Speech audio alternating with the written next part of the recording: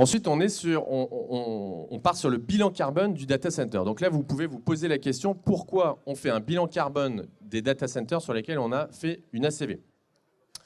Il y a deux principales raisons. La première, c'est que les périmètres de l'ACV et du bilan carbone ne sont pas exactement les mêmes. Donc notamment, sur le bilan carbone, on va aller beaucoup plus loin sur le scope 3, le fameux scope 3. Ça, c'est la première raison.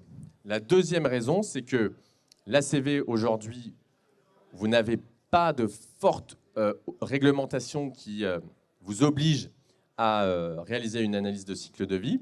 Quoique, si vous êtes soumis à la taxonomie verte, vous êtes très fortement incité à faire une ACV de vos data centers.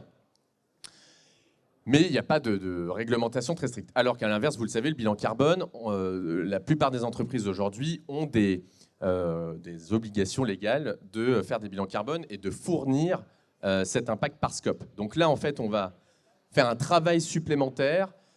Et sur cette partie bilan carbone, nous, ce qu'on conseille et ce qu'on a conseillé effectivement à Viridien, c'est de s'outiller donc avec un outil qui va vous permettre de faire votre bilan carbone et surtout de piloter dans le temps. Il y a vraiment une notion là de pilotage dans le temps de votre bilan carbone par scope et de suivre vos trajectoires parce que vous devez rendre des comptes à vos clients sur cette partie-là.